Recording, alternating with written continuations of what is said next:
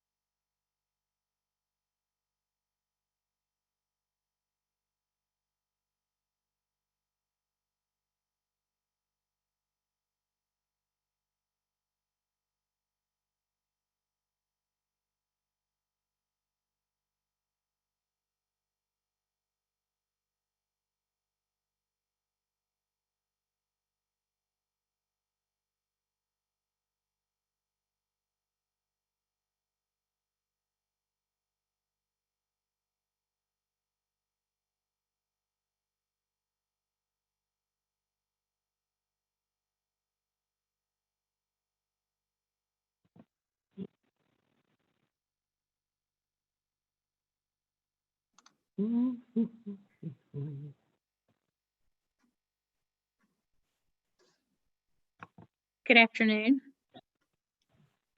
Thank you all for joining us today.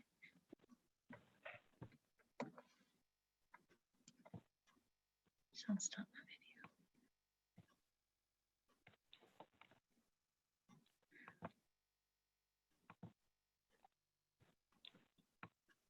Are you ready, Sean? Can you turn your video back on? I think I shut it off accidentally.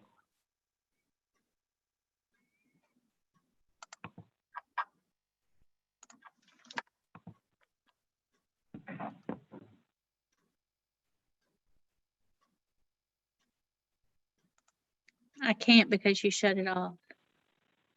Oh.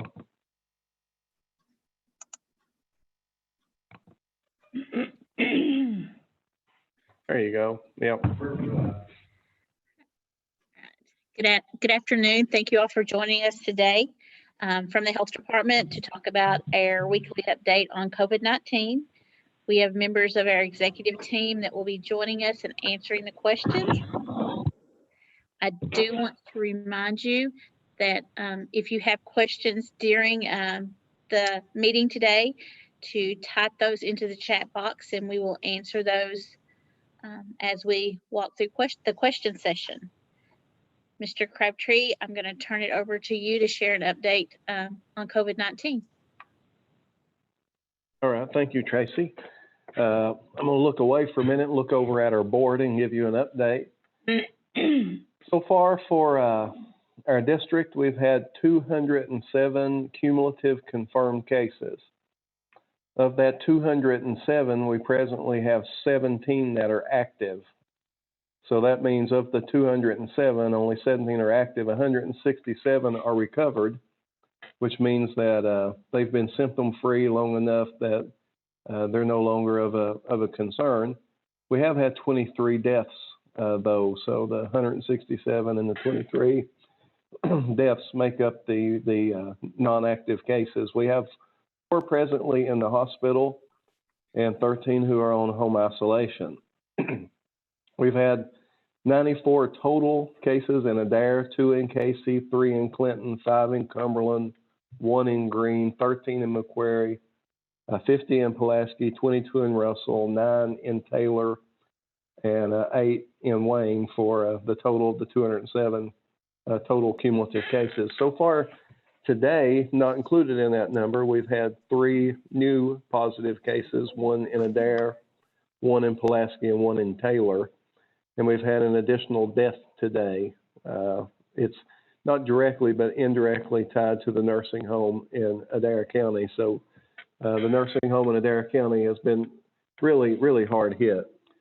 I have had several people ask me questions this week about issues of safety. Like, is it safe to go out? Is it safe to go to the restaurant? Is it safe to go back to church? And if you're defining safe as, is there no chance you're going to contract COVID-19? Well, no, we've never been safe during this pandemic. We've done things to reduce the risk. The social distancing, off wearing a mask, staying home if you have a fever or are coughing, those are all things. The more that you get out and are around people, the more risk you're taking. So nothing is absolutely safe. It's all a matter of reducing your risk. You know, right now, we've seen our cumulative confirmed cases, how quickly the total is doubling. That has slowed down a lot during our social distancing. We have seen over the last 3 weeks, though, that our total weekly case count is slowly creeping up. And we expected that as people started getting out and mingling around again. You know, we expect that's going to continue to grow. It's going to take a few weeks. You know, since it had slowed so much, it'll take a little while for it to get a foothold again and to really start expanding again. But you know, the more people are out mingling around, the more chance it's going to have to spread. So we'll just kind of watch that. Right now, as a society, you know, we're trying to balance how can we keep people safe against how much can we actually let people out and go back to normal. I know the governor talks about the new normal, still avoiding crowds as much as you can, wearing a mask to protect others from your particles. If you're, you know, breathing, coughing, sneezing, wearing a mask keeps those captured within the mask. And you know, so how do you say safe? I mean, the things I would say to stay safer, there's no such thing as absolute safety, is still, regardless of if things are open, remember that avoiding crowds is still your best way to reduce your risk. The more people you're around, the more chance you have of exposure. The more that you're in a confined space with people, you increase your risk even further. If you're washing your hands very thoroughly and very regularly, that's a way to reduce risk, because you know someone may have coughed on something, you may touch it, pick it up on your fingers and touch your face, your mouth, your nose, your eyes, and transmit it into your body that way. So washing your hands thoroughly and regularly is another way to reduce your risk. Wearing a mask, again, reduces risk for others. If you have a fever or if you're coughing, make sure you stay home. Those are early signs of the COVID-19 disease. So nothing is absolutely safe. It's just all a matter of reducing your risk. I've been watching the growth rates. Just this morning, I updated my charts. Right now, the growth rate of COVID-19, when I say growth rate, it means how long does it take the total number of confirmed cases to double. So the worldwide growth rate right now using a 7-day average is 1.07, which means it takes it translates out or works out to the total cumulative cases are doubling every 10 days, which is, if you're using 14 as a standard, saying that, a lot of people who don't end up having severe symptoms that would protract the illness, if you're saying 14 days is a pretty good average of how long it would take people who are impacted mildly to recover. If you see the growth rate quicker than 14 days, then that would mean that more people are becoming actively sick than there are people who are recovering from the sickness. So you don't want to see the growth rate quicker than 14 days. So in the world right now, it's at 10 days. So, it's picking up and gaining steam worldwide. In the United States right now, the growth rate is at 35 days. In Kentucky, it's at 35 days. And in Lake Cumberland, we're doing a little better than that. But we have, over the last 3 weeks, we've seen our total number of cases per week slowly growing.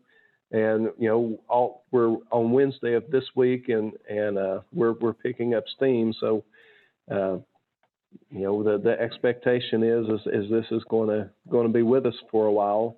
I read of a study in New York City where several thousand people were tested with the antibody testing to determine if they'd ever had the disease, and their conclusion was, I think it was 16% of the population they estimated had ever had the disease.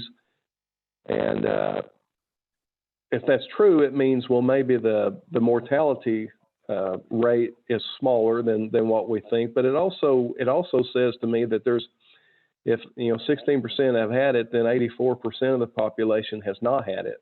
And there's still an awful lot of people out there that are going to contract this or have the potential to contract this and spread it to others. So, we're still quite early in this, and hopefully as people are getting out and moving around, they'll take the precautions and follow the guidance, and try not to be around crowds, wear the mask, cover your cough, stay home if you have a fever or if you're coughing, washing your hands thoroughly and regularly. All those things will help reduce your risk. So, Tracy, I'll turn it back over to you with that. Thank you, Mr. Crabtree. I'm going to go ahead and start with the questions. And this first question is for Laura. Are we ever going to see county by county breakdowns on the number of tests that have been administered? And it says Tennessee has been providing this information for a while. Okay, and Laura had to be out, so I'm going to read the response. She typed it up and gave it to me. She said, there's numerous providers out there who are using a whole variety of, at least in Kentucky, that the testing is being done. The governor's office has been asking providers to give them numbers of tests being done, but we don't have that breakdown by county. I don't know if the state has the information broken down by county. They don't.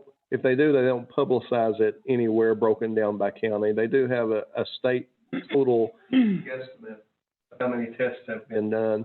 But as there's nothing I have easy access to that gives us that information. So, maybe Tennessee did it differently, but that's what we have right now. So no, we don't have access to that information at the moment. Tracy, I'm going to go ahead. Before you jump to the next one, I'll just see in YouTube Live. It says the Clinton County EMS director announced last week that a patient had tested positive who worked in Clinton County but lived elsewhere. However, it was never told which county that patient resided in. I'm pretty sure that was a Russell County case. And they traveled down and worked in Clinton County. I'm just telling you from my memory, but I think that's true. It was within our district, and it was a county that wasn't too far away. It was someone who was traveling back and forth to work. Okay, Tracy, what else do you have? Okay, the next question is for Stuart. I know yard sales and similar gatherings were being advised against. Is that still the current guidance, or is there any information on yard sales or flea markets when those will be opening?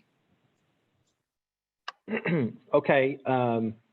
As of today, May the 20th, retail stores are allowed to open.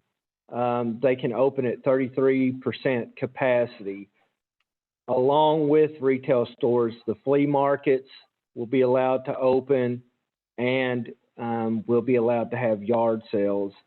Again, we need to look at that guidance, make sure that if it's an indoor flea market, only 33% capacity of the buildings being met, that there's not lines forming. The same with yard sales, that there's not mass gatherings of people, and that people are able to stay the 6 feet apart, and that there's not any kind of gatherings going on in the yard either. So yes, both are able to open, and that did start today, May the 20th. Thank you, Stuart. Next question is probably going to be yours also, Stuart. When and if schools open back up in the fall, will the local health department monitor the guidelines that are supposed to be followed so our children will be safe? Okay, so right now, the state health department is working, the Department for Public Health is working with Kentucky Department of Education to roll out some guidelines on openings. Now, we know that every school is going to be a little bit different, but the schools, they must work with the local health department to develop their back to school plans. So as these plans are being developed, the health department is going to be an integral part of developing how that school is going to reopen and in what ways, what safety measures that they're going to take. And my guess is that we probably will go in and look at those schools. We do school inspections at least twice a year already. We'll go in to look at those schools to make sure that everything's set up the way that it should be for the kids to come back when they're able to do that. Okay. Thank you, Stuart. Tracy, I see we have 58 people watching live. I will remind everyone that, as Tracy did earlier, if you have a question, please type it in the chat and we'll try to answer it as we can. You don't see her on camera, but our medical director, Dr. Wayman, is here with us also. I don't know, Doctor, I gave an answer a minute ago about things people can do to reduce the risk. Is there anything you'd like to add to that?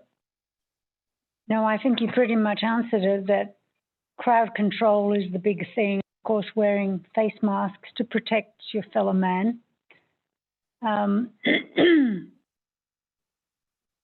That's about it. And good hygiene. Sorry? Good hygiene, hand hygiene. Good hand hygiene, she said. I hope everyone heard that. She was reinforcing the avoiding crowds as much as you can, wearing the mask to protect others, washing your hands real regularly. There is a question that's been posted on YouTube Live. It says employees working in restaurants are supposed to be masked even if they're not directly interacting with the public, right? Stuart, I'll let you answer that. That is correct, and let me take this opportunity. On the Healthy at Work website, there are 2 guidances that every business has to follow. The number one thing that every business has to follow is the minimum requirements. I think that most businesses, they go to their specific guidance and look at that and maybe overlook the minimum requirements. But for any specific business, you must meet the minimum requirements, and then in addition to that, you meet the guidelines that are specific to your business. So remember, always the minimum requirements always apply across the board. And yes, restaurant employees are required to wear masks, even if they're not interacting with the public. There are some exceptions to wearing the mask. If you're spaced out and you're alone, working possibly in a back room, then you don't have to wear a mask. But when you go out in to where the other employees in the kitchen may be, then yes, you have to wear the mask. So not only that, there's other requirements they have to meet too, such as temperature taking. That can be self-monitored, but temperatures have to be taken every day of employees. So be sure, I want everybody to be sure and look at those minimum requirements in addition to the guidelines that deal specifically with your business. Remember, you have to meet the minimum guidelines and the guidance. There's another question in YouTube Live, Tracy. Just a I'm second. going to go ahead and take, I know we've got some other questions that the media has submitted, but we'll get to them all. It said, is there any, and this will be for you, Dr. Wayman, I think, is there any information on how easy the transmission is for people sharing an office space with a certain air unit, with employees practicing social distancing and wearing masks? So, Stuart or Dr. Wayman, either one of you may want to give an answer from an environmental or a medical. I'm assuming they're talking about with air that's recirculated in the same room. Well, the general consensus is that this is not an airborne disease. However, there is an element of airborne within certain distances from the person who is, let's say, coughing or singing or expelling forcefully air. So within a small room, I would think that you're at risk. And that's why wearing a mask, if there are two people in that room, is helpful, because it prevents that person who's spreading the virus from spreading it as far, because it gets caught up in the mask. I think that's about all.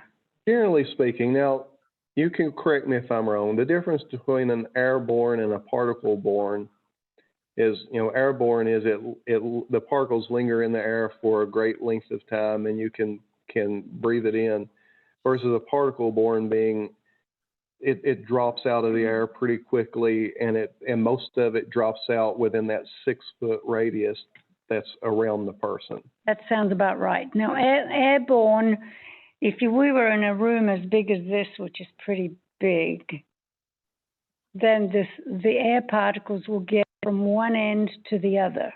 What is this, 40 by 40, 50 by 50 feet? We'll say, yeah. So if somebody with TB or measles was in this room, 50 by 50, then the whole room would be contaminated. Because that's an airborne disease. Correct. Whereas this is a particle-borne disease, so it's more the 6 foot. Or the 6 foot. So wearing the mask reduces that 6 foot. It keeps it in. That's the point of wearing the mask. Right. So it greatly reduces the risk by wearing the mask if you have to be in a room with others. Okay. So I hope that answered the question. Tracy, do you want to go on to the other questions in the media submitted? Yes. So let's see here. So when do you think dining facilities will be back open to allow more than a limited number of people in those? Okay, so this is speculation here, and I just want to make sure that's known that this is speculative, because right now all we have is guidance on the 33%. I watched the governor last night, and he did allude to the same type of question as this. Basically, his answer was, and I'm just going to almost just kind of paraphrase what he said, that the more people who are out there who are following the guidance, who are complying with the guidance, then the sooner restaurants are going to be able to increase their capacity.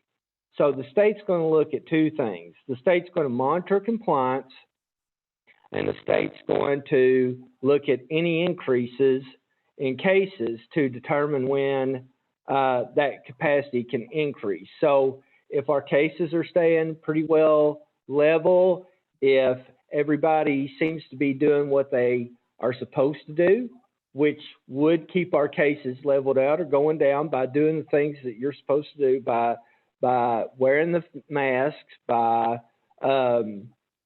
doing the 33% capacity, by making sure that you social distance. So if people are doing those things, then restaurants will be able to sooner increase the capacity of seating that they have. But they are going to watch those things to see what happens on that. I would think there's two big triggers. With all the social distancing, we were seeing the daily growth rate. It was that there was fewer cases, on one day than the previous day. So, it was the new cases was going down. And opening things back up, there's some room to do that. You just don't want everyone being around each other so much that the new cases really start growing exponentially. So the two things I would guess that they're going to watch really closely is the growth rate, how many new cases is ramping up, and how quick the new cases are doubling. And the other would be, what's the hospital capacity? And I know in Kentucky and in our district, we haven't up until this point really come close to exceeding our capacity as far as hospital rooms and ventilators and things like that. But there was places in our nation that the capacity did get stretched, New York being one of them. And there have been places in the world where the capacity was exceeded. And of course, we don't want to get to the point where the hospitals and the medical infrastructure is so overwhelmed that they can't provide care to the community. So that would be the two big things. As long as the growth rate isn't getting doubling, the new total confirmed cases isn't doubling too quickly, as long as we're not nearing that hospital capacity, I would say they'll slowly just keep rolling things out to see what, where the balance is. How much can we do that looks like normal before that starts becoming unbalanced? Okay, thank you all. Next question, will the state help with supplying gloves and masks for businesses that reopen? Yes, the state has already sent out a shipment last week of cloth masks. The health department received those, and we were able to deliver those out to food service businesses. Now, we only received 6,500 for the district, so we weren't able to give as much as a facility might need, but we were able to give them some. This week, as of today, we actually expect another shipment of those cloth masks to come in. We expect another 6,500. So anybody that we missed, we can go back and give some of those masks to, and anybody that we may have gave only a few, we may be able to go back and increase their numbers also. As far as gloves go, we have not had a shipment as yet. All our shipments from the state are earmarked for certain things. So most shipments right now are actually earmarked for long-term care facilities because that's where the crisis has been with this outbreak as of late. We know that there are several facilities in the state that has the disease in it, and in those facilities, those people are the most at-risk people, and we are experiencing deaths in those facilities. So a lot of the supplies right now are earmarked for those type of places. But again, we have been able to get some cloth masks to be able to distribute out to businesses. Not only that, we were able to also distribute out some masks to government agencies such as the courthouse. Now that they're reopened, their employees can have masks, and some of their other workers that are out in the public trying to do different things for people, then they're able to have masks. So yes, we have been able to have a few out and give to businesses, but again, most of that is earmarked for healthcare, long-term care facilities. If I could expound upon your answer a little bit, the state doesn't have nearly an inventory level sufficient, like if a business wanted to put in an order for some materials. What Stuart's talking about that's been pushed out was some very large donations that was made to the state by some private folks that wanted it pushed out to businesses and and they use the state vehicle down through the regional distribution centers as the vehicle to get that stuff pushed out. But you know, other than things like that, you know, we won't really be helping businesses fill their orders. They need to be able to fill their PPE orders through, you know, normal supply chains, just ordering them through vendors that supply those. You know, if we get more donations of that kind of stuff, we will certainly try to help the community out as much as we can. But certainly we don't, and the state doesn't have enough to be the supplier of that kind of equipment for personal protective equipment for private businesses. We'll do what we can with what we get, but you know, as Stuart was saying, most of the inventory that the state's holding right now is for hospitals, nursing homes, and places that's real vital to protect that most vulnerable population. As we see, you know, outbreaks in personal care homes or nursing homes, making sure they have enough personal protective equipment to protect their residents and staff as much as they can. And remember, on that, businesses need to go to the ky.covid19.gov website and look at those, look at the Healthy at Work and look at those minimum requirements. If a business can't meet the minimum requirements of PPE, then that business is not ready to open. Okay, thank you all. Moving on to the next question. Are there any guidelines yet on daycares and opening of daycares? As a parent, I cannot return to work without childcare. And as of right now, we don't have any guidance regarding when the daycares will reopen. We have a date that daycares can reopen. And when I say this date, the June 15th date, that is listed on the website as some childcare. So what that's going to look like right now and any guidance, we don't have that yet. We do generally see the guidance come out about a week before the date that's listed as opening. So if people will go and look at the kycovid19.gov